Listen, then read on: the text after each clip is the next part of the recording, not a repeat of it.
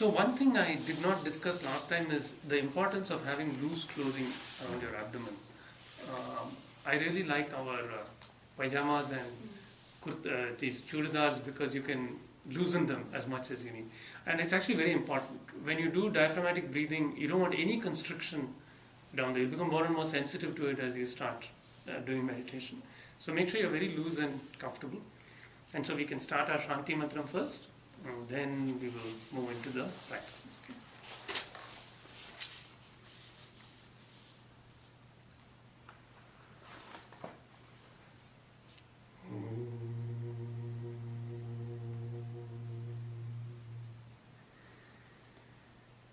Sahana bhavatu, sahanau bhunaktu, sahaviryam karavavahai, tejasvinavadhitamastu, ma vidvishavahai. Om Shanti Shanti Shanti.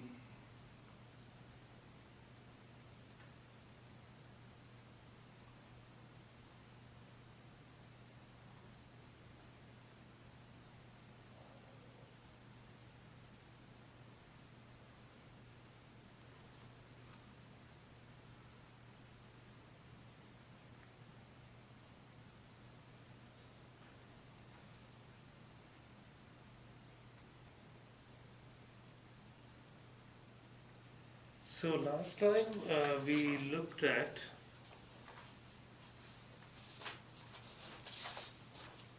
the breathing, right? So sankalpa, you are doing that, I think, now, right? Just as a focal point. One thing I didn't mention probably on Sunday class was this idea of Guru dhyAnam. It's good to say one invocation to Guru, and there is if you look online, I probably sent you a link to an article, and in the recording of lesson 1 previously I talked a little bit about Guru. So Guru is any principle that dispels ignorance, and it can be a human being. It can also be eventually realized as a principle within you. So there is actually also something called the Guru Chakra, which is when it is opened, then everything becomes a teaching. All of life becomes Guru. And ultimately Guru is God, really, if you will. Are any of you uncomfortable with the word God? Okay, I like to check. Because it's not necessary at some level you should be comfortable with it. So we can say divinity, you can say source or consciousness, power. These are all attributes of the same thing. As long as we have an acknowledgement that we don't control everything, then whatever is the remainder, complementary set you can assign to whatever you want. Providence, fate, destiny, right. So, but in the practice, there is an understanding that wisdom comes from somewhere else also. Right? And so Guru is one path to that, but eventually, if you can identify that with God, so that's why that shlokam, I think it's Adi Shankara said it, which is, I'll say it and you can use it in your invocations. Om Gurur Brahma, Gurur Vishnu, Gurur Devo, Maheshwaraha, Gurur Sakshat, Param Brahma, Tasmai Shri Gurave Namaha. So now in this, we say Brahma, Vishnu, Maheshwara, and we have a conception of the Trinity. But it's also good to think of the real meaning of these words. Okay, so Vishnu, for instance, we may have been brought up to think that Vishnu is a god, it has some characteristics and has some consorts. But if you look at the word meaning of Vishnu in Sanskrit, does anybody know what it means? It actually means all pervading. It just means pervasion. Okay? So Vishnu is anything that is everywhere. Okay, so it's useful to understand that, because in many shlokams and things you will see that word used in different contexts, right? And when it's in the idealized, complete, crystallized principle of all pervasion, that's Vishnu. Right? It can also be thought of as a god. Do you see what I'm trying to say? What is Maheshwara? Similarly, okay, we have a concept, it is somebody who lives on Kailash and all that, but Isha means lordship. Isha means Lord, the complete Lord. Maheshwara is the great Lord. Right? So these are attributes. It's kind of saying a rose can be pink, it's fragrant, etc. So the pinkness is the pervasion, right? The fragrance is the lordship. Why I'm trying to do this is to get you beyond the particularized to a degree of abstraction, right? So once one is able to master that, then one will no longer have this thing of which god should one really pray to, right? And the notion of that there is only one underlying thing known by different characteristics. But these are two characteristics, so of all pervasion and lordship.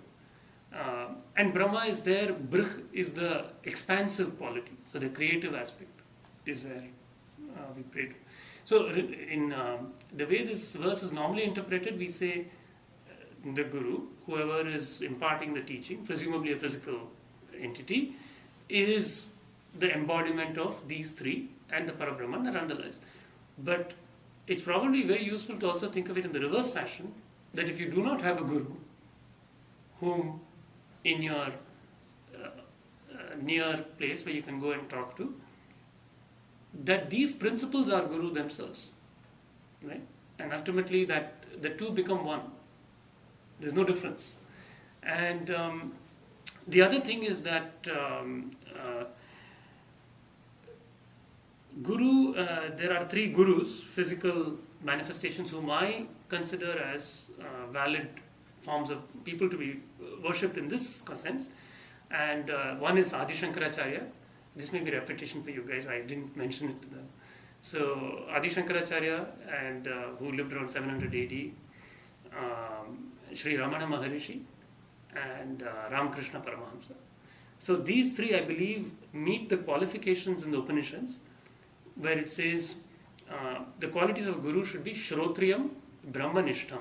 Shrotriyam means well versed in the Vedas, and Brahmanishtam, eternally established in Brahman. These three, I believe, meet that criteria. So when you do your Guru Dhyanam, you could invoke any of them, or anyone whom you think is Guru. There is no limitation that it has to be these three. But the main thing is, because there is no Guru in your mind, you think, don't give up the practice. Because there is a very accurate saying in the tradition that when the student is ready, the teacher will come. This is true. I can vouch for it from personal experience. So you don't have to worry about that. If you practice very sincerely, you will find the place from where to get the knowledge that is needed. Okay, so we finished Guru Dhyana. And then how are you all doing with the morning? I mentioned cleansing. Did I mention Neti to you? Yeah. Did I mention it to you guys? Neti? No. Okay, so when you do the breathing exercises, it's very useful to do one cleansing practice in yoga, and that is called Neti. So Neti basically involves taking saline water, and you can either drink it through your mouth, which is how I do it, and then expel it through your nostrils. Okay? It seems very challenging in the beginning, but actually it's very easy, because the first thing is you shut off the esophageal sphincter that will make you swallow it, so you're not going to swallow it. Then when you try to eject it from the top in the beginning, your reflex will be very abrupt, so you may send it up into your nostrils and your sinuses and may feel a little uncomfortable. But with time, this reflex will become very natural, and then you'll be able to expel it in a very precise, controlled stream. So what is the advantage of it? Is it cleans the mucus and the passages.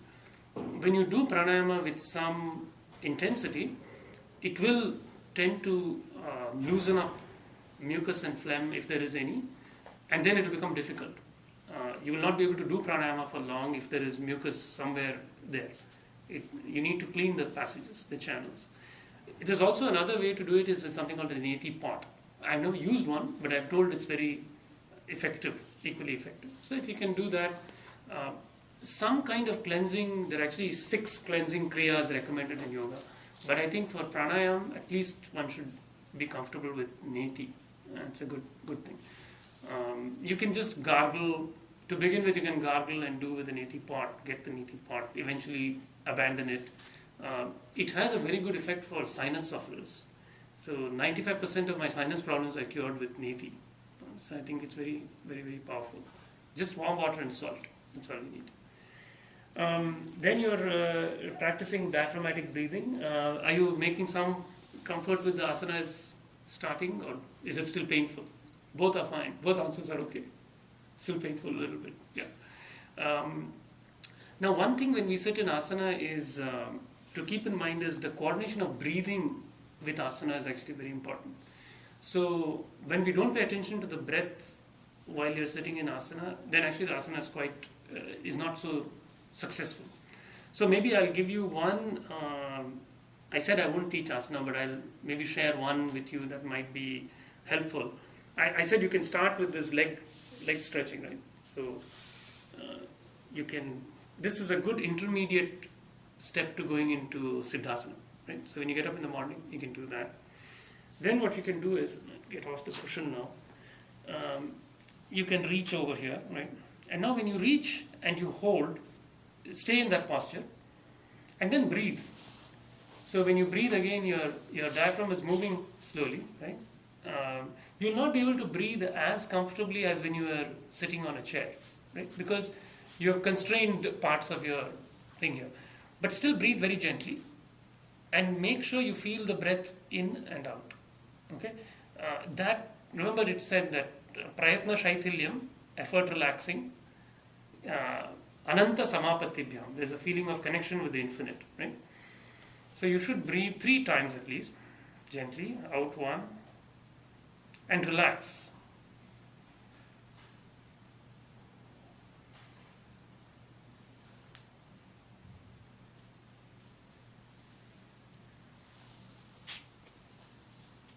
When you do that 3 times, you'll actually feel the muscles. In some yoga classes, they'll say breathe into the hip, which is also a nice visualization. That effectively what you're doing is, there is something called prana, which is what we're going to talk about today in pranayama. And prana is what is flowing through the entire body. Right? And prana can energize those stiff muscles and joints so that sitting becomes easier. Ultimately, we become stiff because prana flow in some area is blocked or constricted through our various bad habits. We don't have that flowing properly through us. Does that help? Okay. So asana is somewhat, you're getting some help with that. There is a book by Iyengar, B.K. Iyengar, called Light on Yoga, and it has about 490 plates of asanas. I don't recommend you try and master all of them, but in that website again I've indicated about 10 asanas that I find very useful. See, these depend on each person to some extent, but those 10 are universally very helpful. Halasana, and those are listed there. So this cycle, if you do with the breathing, in the evening preferably, I think, is nice, so that you have a balance. And then morning you do a little stretching and sit down. I think it'll really help asana. So, any questions on this point up to asana and sitting? You're fine with that. Last time I also didn't, since I did you guys in 2 batches, I didn't refer to the second batch a little bit. Ujjayi. Shall I go over it once more? It may be beneficial for you guys also. So we started first with diaphragmatic breathing. And in diaphragmatic breathing, what we said is that diaphragm is this dome-shaped muscle. We start by first taking an in-breath. And the visualization here is that you have that party blowout, and you are slowly stretching the flexible part of it out to its limit, but without straining, right? So we can do 3 diaphragmatic breaths if you want. So first expel all the air in your lungs. Start.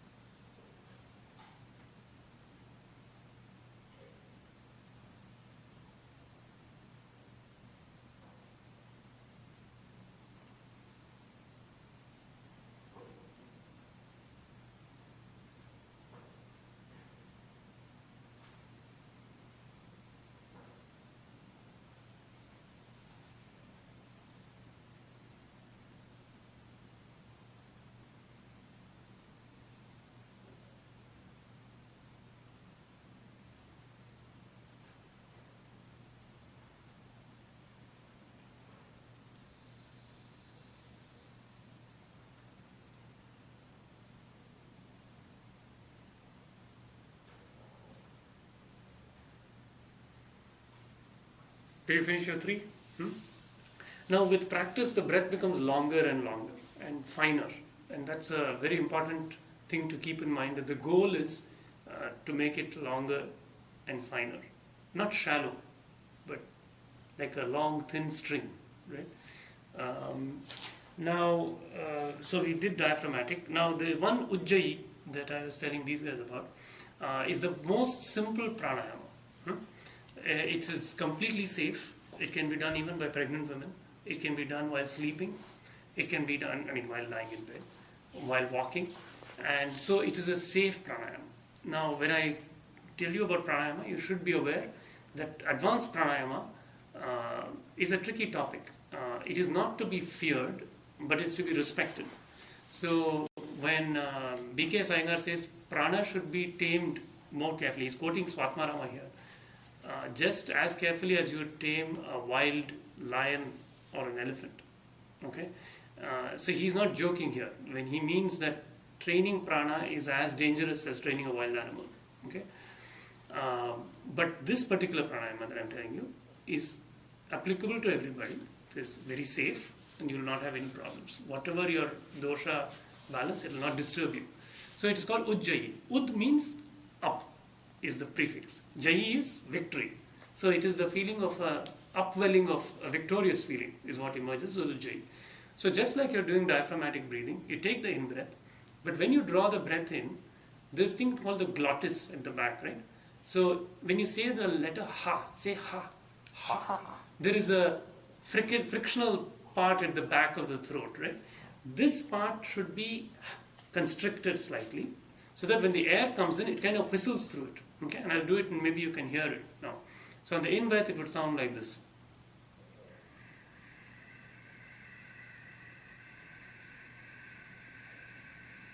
Can you hear it? It's like the ocean. They call it the ocean breath, right? And similarly, on the expulsion also, you can do the same thing. So the only change you're doing the diaphragmatic breath, add this little constriction. And it's a very, very powerful and effective breath. It really clears the mind, makes you feel very good. So let's do 3 rounds of it. And then if you have any doubts at the end of it after you try, we can go over it, okay? So again, expel everything first.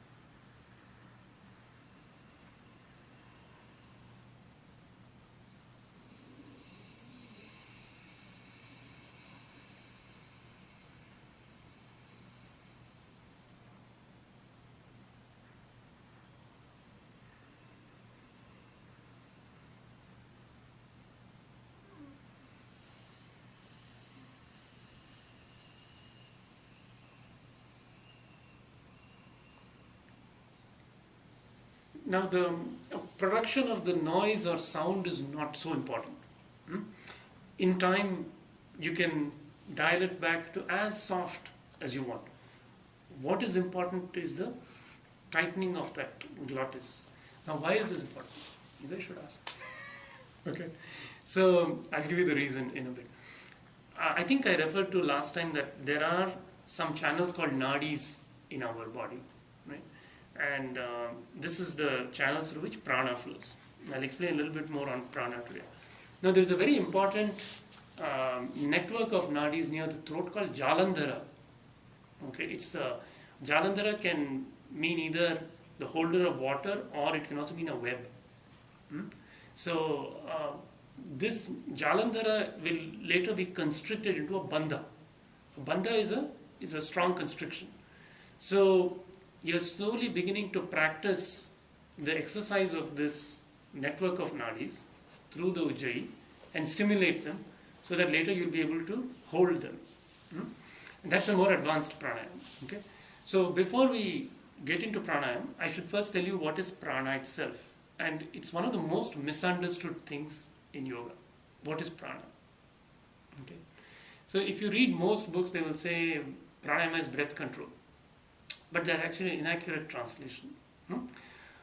Prana, if you look at the word, has root pra plus ana. Pra is a very important prefix in Sanskrit, and in our spiritual practice, it is the first.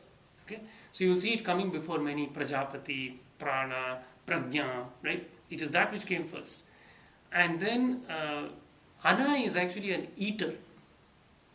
Okay, so Ad is the root to eat. Prana is the first eater.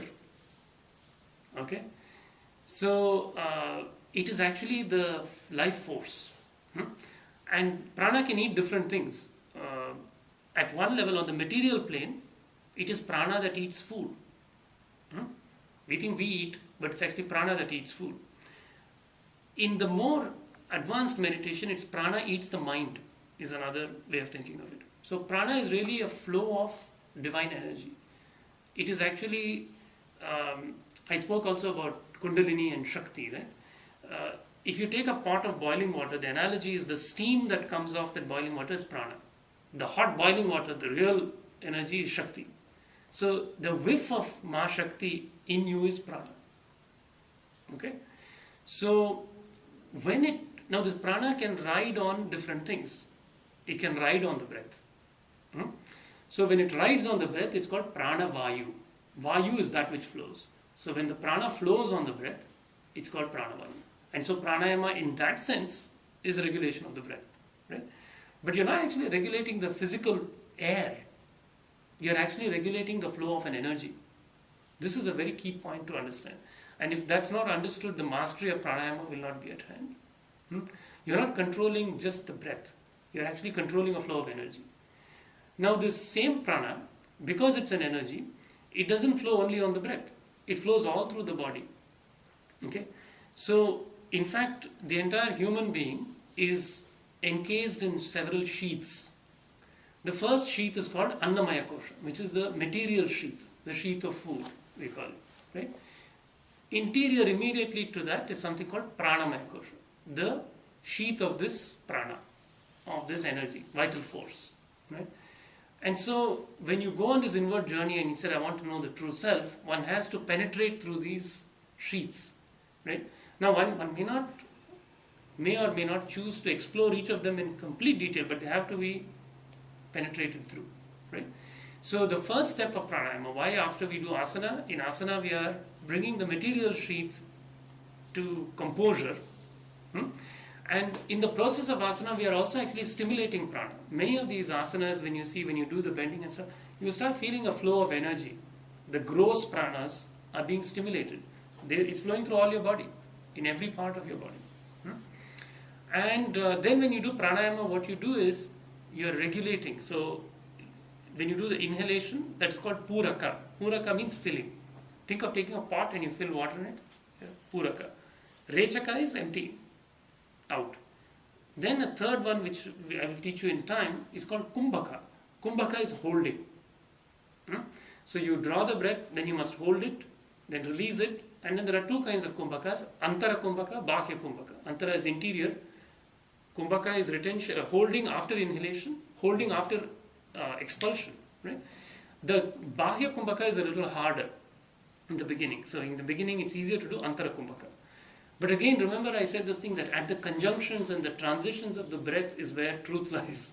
So slowly when you start practicing this thing, what you'll realize is that there is the inflow and the outflow, but it's the transitions of the breath that are very, very important for meditators.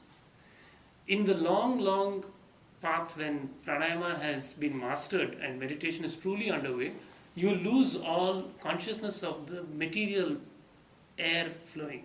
The breath will be lost. And in fact, prana itself will be brought to a standstill.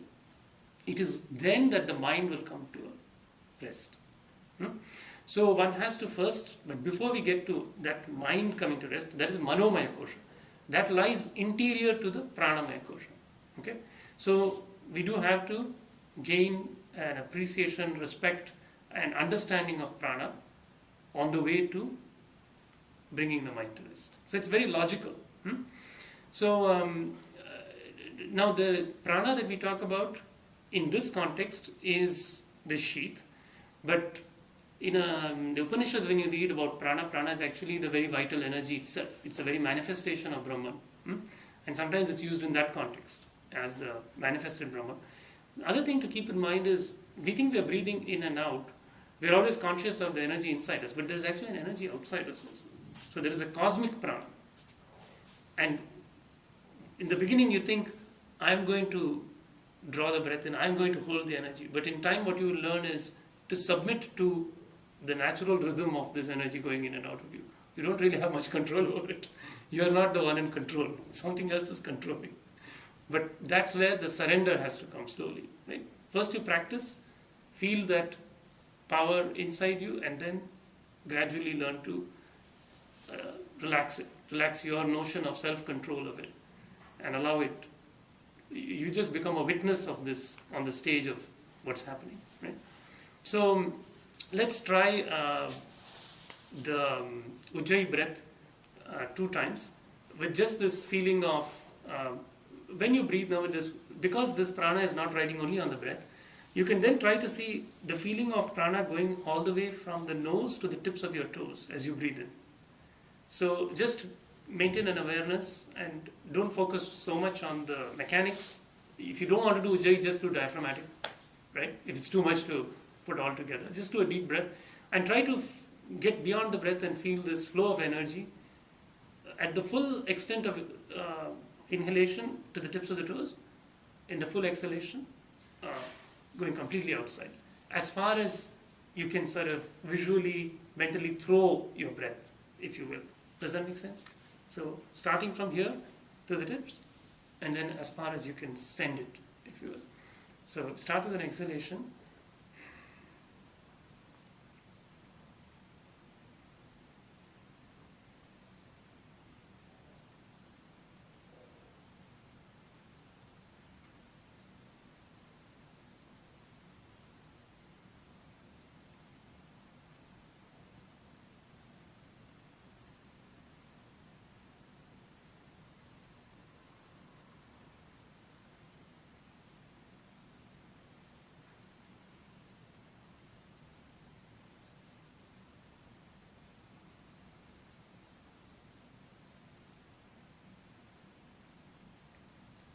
Are you able to feel a certain pulsation or? No, initially it will just be blood flow, actually, because prana stimulates the blood flow, and that's okay. Later I want you to conduct this experiment in your inner laboratory. Is, can you feel the pulsation of prana independent of the heart and the blood flow?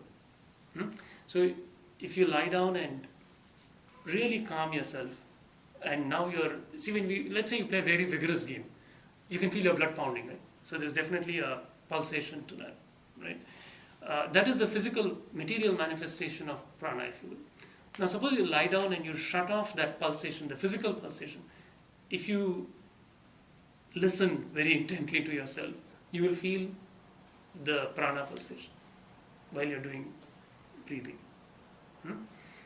It's not the heart is not pounding, the blood is not pumping in the sort of a state when you're doing very heavy exercise, but you will still feel this feeling of an energy pulse, as it were, with a regular pulsation as you breathe in and breathe out. And that's the first step to success in pranayama. If you can start becoming tuned to that. And Bhaskar, I know I'm already adding, you're saying that too many things to keep in track of. But I'm just trying, as I mentioned, don't feel obliged that by 2 weeks this has to be mastered. Right? We're doing, as I said, we're just doing the lap. Is that cool? Okay. It'll take time, and you never know. Sometimes you will have a sudden breakthrough, and you'll be very excited about it, I hope. Right? Is that helpful? Okay. So anything that you guys have on pranayama? I have a question. Sure. The last one we did, all the way down to the toe, is that only for practice purpose, or eventually you are just right now I know up to the diaphragm and out, Right. would eventually be included? Yes, that is the next step in pranayama. So, as I said, in every meditation, what you're going to do in the after you've mastered these, is you're going to try to penetrate through all these sheets. So first you will bring your body to rest, you'll do the pranayama, then you'll come to the mind, then the mind, the conscious mind will be brought to rest. You'll meditate on the sense organs, which are important. They have to be withdrawn. That's called pratyahara. Then dharana, dhyana, samadhi. So there is a systematic progression. And so today we have come through the second sheet, and this is a part of it. So first you do the breath, then you focus on the subtle aspect of the breath, right? And then we will talk a little bit about this nadi that I talked about. The texts say there are 72,000 nadis in the body. And with the grace of Devi, these can be internally visualized actually. They are not, the texts are not fake. And I'm speaking about this to you very calmly with the mind of somebody who has studied science, who has studied engineering, and who did not believe in many of these things prior to my practice. Okay? If you met me 10 years ago, you would not have found me saying these things. Okay?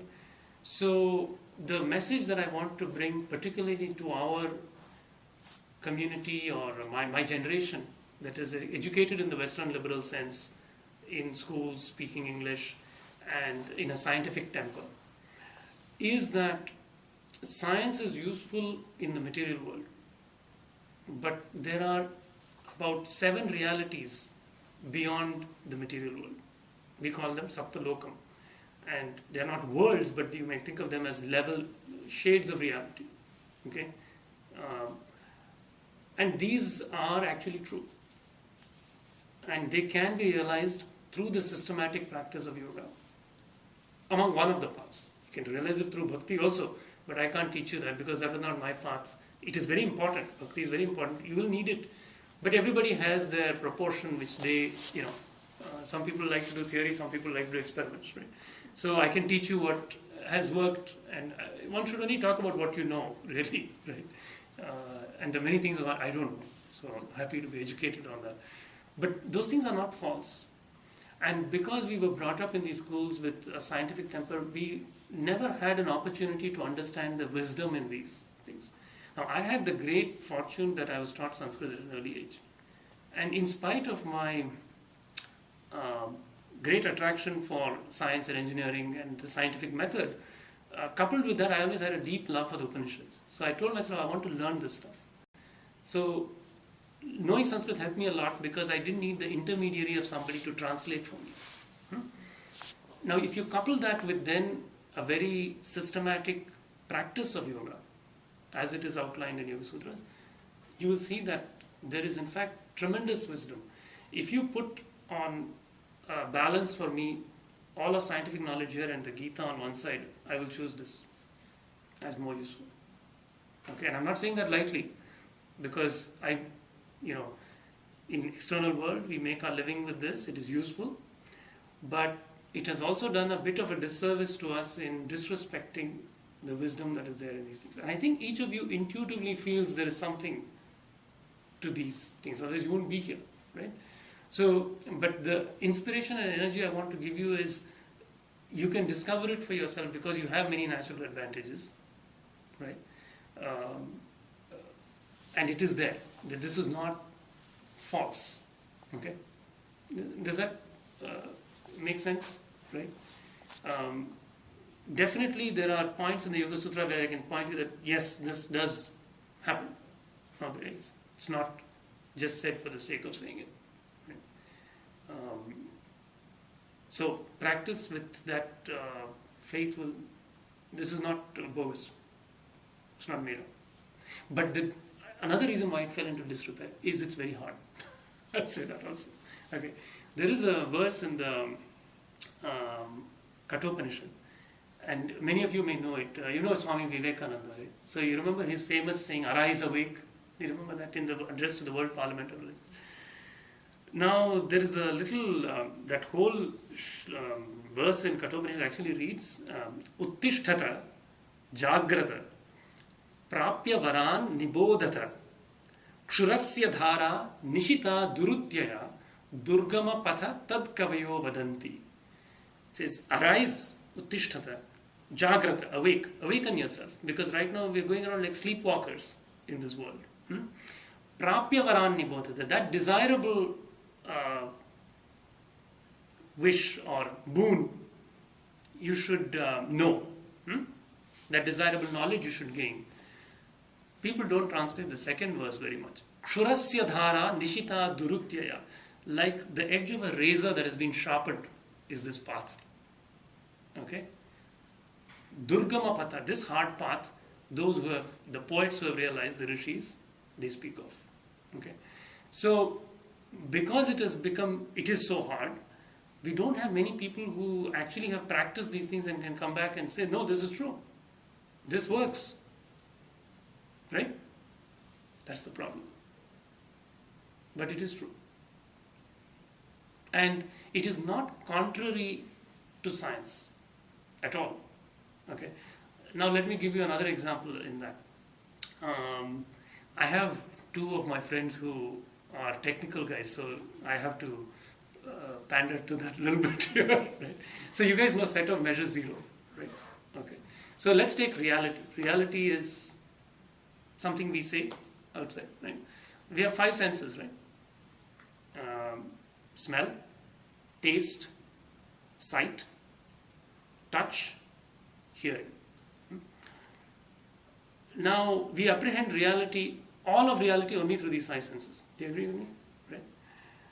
There is nothing to say that there are not levels of reality that are not apprehendable by these 5 senses. So that would be a set of measure zero under these measures. Do you understand what I'm trying to say? But we ignore them. Right?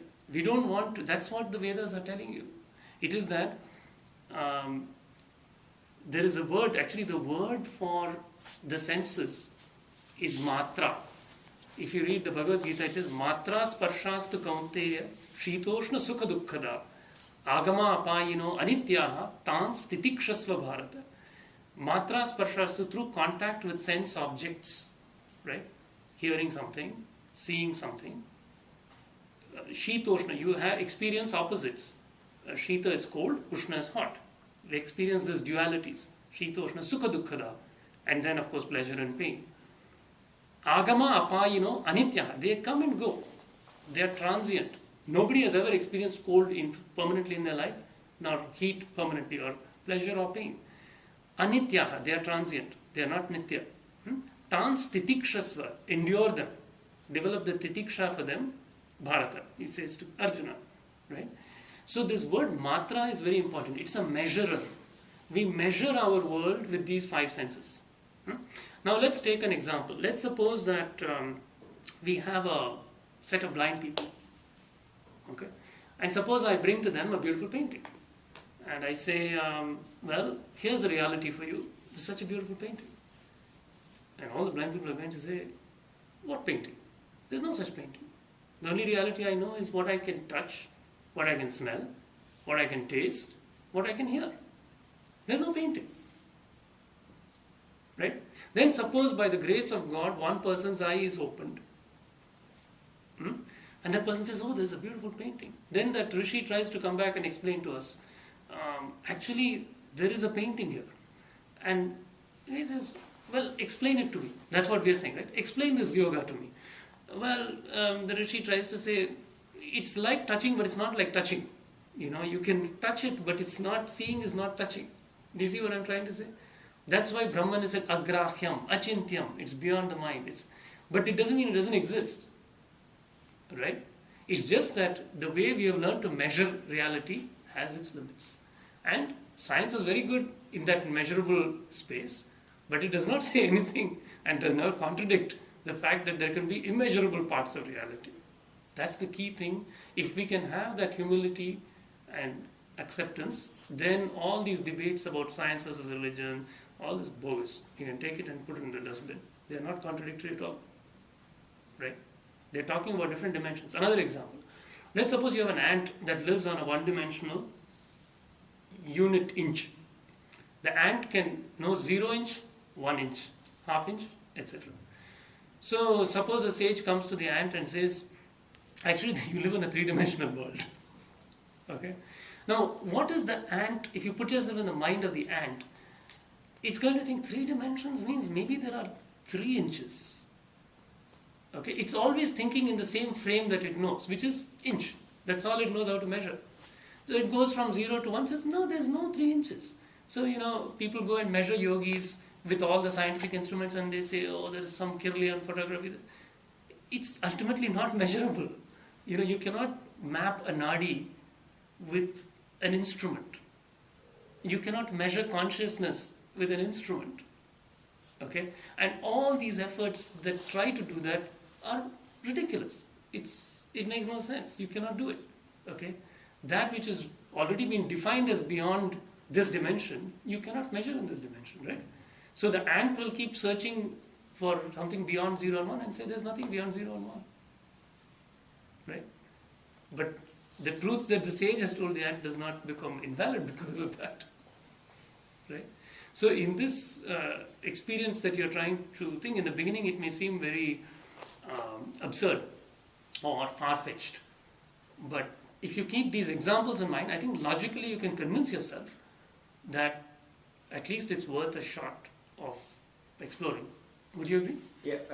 From a scientific point of view, then these measures which are not accessible through these 5 senses, these should be connected. If there's a hypothesis that okay, these are measures which are not, these might be connected with this measure. So there should be some manifestation of the, and that's what there are, right? I mean, you do see,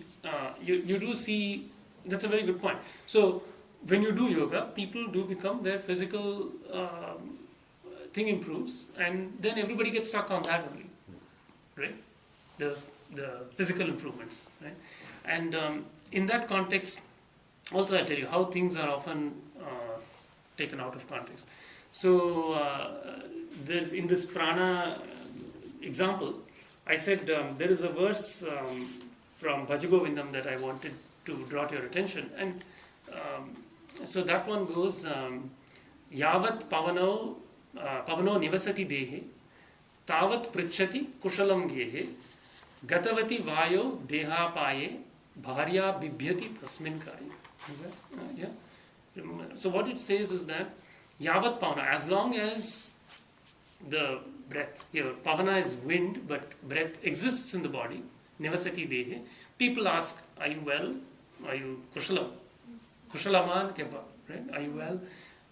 Gehe. Tavat prichati gatavati vayo deha paye. When that breath leaves the body, even the wife is afraid of the corpse. Bharya bibhyati tasmin kaya. Now this has to be understood. It's not just a depressing, morbid thing of death. But if we ask ourselves, who is the true self? Right? Is it in meditation? Ask it. What this is supposed to trigger is the thought that if at the end of when the body is dropped, right, our sense of that person is not attached to the body. Right? We don't go around hugging dead bodies and keeping them with us. Right? So that means that in this Atman that is sheathed in these casings that we talked about, the outermost casing is a shell. Right? When prana, which is pranavayu, has left, when the inner case has left the outer case, right, life no longer exists in that person, is what we feel, right? So we don't. So then, for our own self, we should not be overly attached to the body.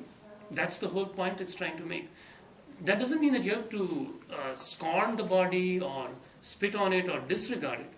But let me give you an example. We all drive cars, right? Okay. What's the average life of your car? 10 years, 15 years. Okay. So what do you do to the car? At least if you look at me, I change the oil, I fill gas in it. Okay. I don't do much more to it. It gets me where I want to go. That should be the attitude to the body. Okay. Because it's nothing more than a vehicle. Right? When that prana is gone. So in fact, what have we fallen in love with at some level? We've fallen in love with prana in people and the minds of people and their thoughts. Right? At this level. Then we'll later erase that also and see what happens when that also goes away. as we penetrate to the sheets. So then it is not that we should not love the people who we love, but one should have this awareness that they are clothed in a particular vehicle for this journey. We are all just on a short visit in this vehicle. So we should not pamper the vehicle so much that we get caught up with it. It's just, if somebody had to junk my car, if I hugged it and started crying and please don't take my car away, that you would laugh at me, right? Wouldn't you? Right? You say, come on, man, get over it. Right? So that's what the yogis are telling us. Okay? The yogis are saying, don't get so attached to the body. That's not, when it is dropped, it's dropped. Something else sustains. And if you know that something else sustains, then you will have no fear of death. So today, for instance, they're going to do Mahamrityunjaya Homa. Right? What is the Mahamrityunjaya Homa? It is the great death-conquering Homa. Right? How are people going to conquer death? By this Homa. Have you asked? We are all going, we may go. And do you think they're going to conquer death in the body? Has anybody conquered death in the body? No. You cannot become immortal in the body. But yet I find it quite amusing that sometimes people wish for, or roga, but those rogas, those diseases are not diseases of the body. They are diseases of ignorance that we have attached to the body. Right?